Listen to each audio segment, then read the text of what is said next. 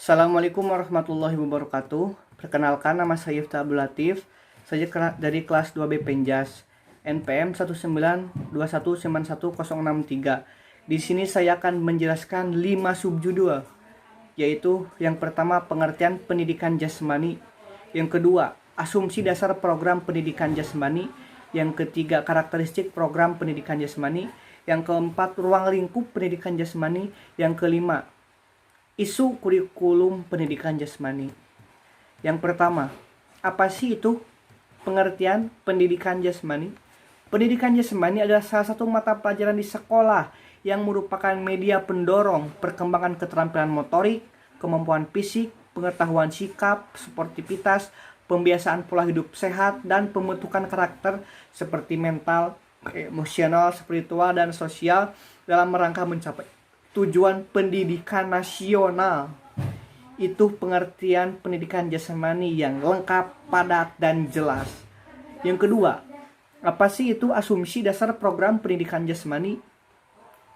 Ada 3 dasar asumsi program pendidikan jasmani. Yang pertama, program pendidikan jasmani dan program olahraga mempunyai tujuan yang berbeda. Pembuatan program olahraga terutama ditunjukkan untuk mereka yang betul-betul mempunyai keinginan atau tertarik untuk mengkhususkan diri pada salah satu atau beberapa cabang olahraga dan berkeinginan untuk memperbaiki kemampuan agar dapat berkompetisi dengan orang lain yang mempunyai keinginan dan minat yang sama pula. Sebaliknya, pembuatan program pendidikan jasmani ditunjukkan untuk setiap anak didik, dari mulai anak yang berbakat sampai anak yang kurang berketerampilan, dari anak yang tertarik dan anak yang tidak tertarik. Jadi, program olahraga ditunjukkan khusus untuk para atlet yang ahli di bidangnya untuk berkompetensi mencari yang terbaik.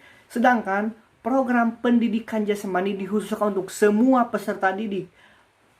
Dicetak bukan untuk menjadi seorang atlet, tetapi dicetak untuk berkehidup sehat, sportivitas, dan lain-lainnya. Jadi beda ya. Pendidikan jasmani itu lebih mengedukasi, lebih mendidik. Kalau olahraga itu lebih ke atlet, lebih ke perlombaan seperti itu. Yang kedua, isunya adalah anak-anak bukanlah miniatur orang dewasa. Kemampuan, kebutuhan, perhatian, dan minat anak-anak berbeda dari kemampuan, kebutuhan, dan minat orang dewasa. Oleh karena itu, sudah barang tentu kurang cocok apabila pembelajaran dikonotasikan seperti menuangkan air dari gelas yang satu ke gelas yang lainnya, atau para guru cukup dengan memberikan program aktivitas jasmani atau olahraga untuk orang dewasa kepada anak-anak. Anak-anak membutuhkan program yang secara khusus dibuat sesuai dengan minat, kemampuan, kebutuhan, implementasi aplikasi, dan praktis DAP. Isu yang ketiga itu adalah anak-anak yang kita ajar sekarang tidak akan menjadi dewasa pada kehidupan sekarang. Para pendidik mempunyai tantangan yang cukup besar dalam mempersiapkan anak didik di masa yang akan datang, yang belum bisa didefinisikan dan dimengerti secara jelas, atau paling tidak dalam berbagai aspek dunia tersebut mungkin akan sangat berbeda dengan dunia yang ada sekarang. Program jasmani yang ada sekarang berusaha memperkenalkan anak didik pada dunia yang ada sekarang, dan juga sekaligus mempersiapkan anak didik untuk hidup di dalam dunia yang belum pasti di masa yang akan datang. Dengan kata lain, program tersebut berusaha membantu siswa belajar bagaimana belajar, learning how to learn, dan membantu siswa menyenangi proses discovery dan eksplorasi tantangan baru dan berbeda dalam domain fisik. Yang ketiga, karakteristik program pendidikan jasmani.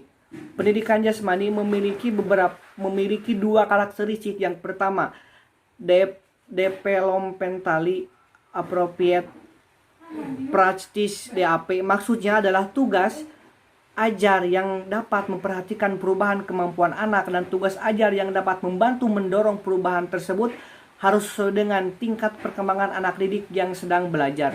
Tugas ajar yang sesuai ini harus mampu mengakomodasi setiap perubahan dan perbedaan karakteristik setiap individu serta mendorongnya ke arah perubahan yang lebih baik.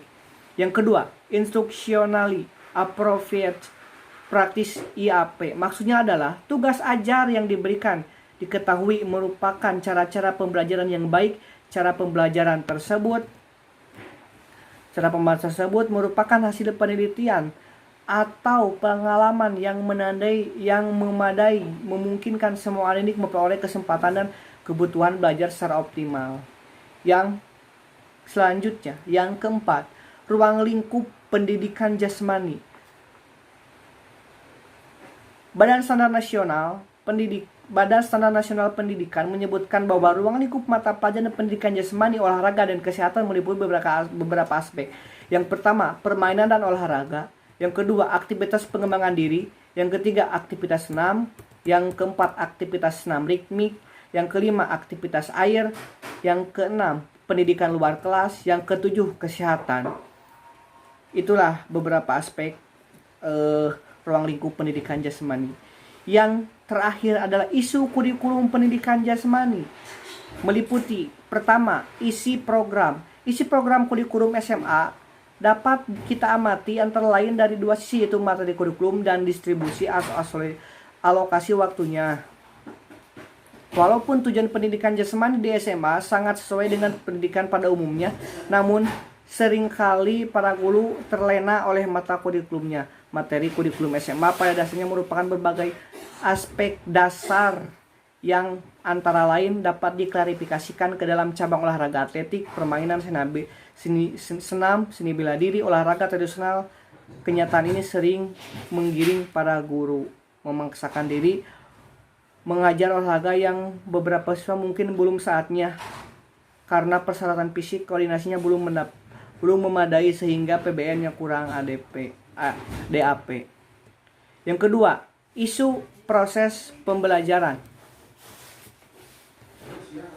Yang ketiga adalah isu penilaian. Mungkin yang keempat, isu jumlah karakteristik siswa. Yang kelima, isu kasaran dan personal pembelajaran Penjas. Yang keenam, isu keberhasilan kurikulum Penjas. Itu mungkin yang kelima, isu-isu pendidikan jasmani. Saya jelaskan singkatnya saja karena bisa dibaca atau bisa mendengarkan lebih jelasnya di beberapa sumber seperti di Pak Depri seperti itu. Jadi kesimpulannya adalah pendidikan jasmani merupakan bagian integral dari sistem pendidikan secara keseluruhan yang memfokuskan perkembangan aspek kebugaran jasmani, keterampilan gerak, keterampilan berpikir kritis, stabilitas emosional, keterampilan sosial, penalaran, dan tindakan moral melalui aktivitas jasmani. Depdiknas 2003. Peningkatan keterampilan gerak, kesegaran jasmani, pengetahuan, dan sikap positif terhadap pendidikan jasmani sangat ditentukan oleh kurikulum yang baik. Kurikulum itu sendiri merupakan nampaknya selalu abstrak untuk didefinisikan secara tegas dan jelas, sebab di dalam kurikulum tersebut termasuk segala sesuatu yang direncanakan dan ditetapkan oleh para guru, baik secara implisit maupun eksplisit. Namun secara sederhana, mungkin dapat dikatakan bahwa kurikulum pada dasarnya merupakan perencanaan program jangka panjang tentang berbagai pengalaman belajar, model, tujuan, materi, metode, sumber, dan evaluasi. Mungkin cukup sekian dari saya. Mohon maaf bila banyak salahnya, banyak kurangnya. Billahi taufiq wal hidayah. Wassalamualaikum warahmatullahi wabarakatuh.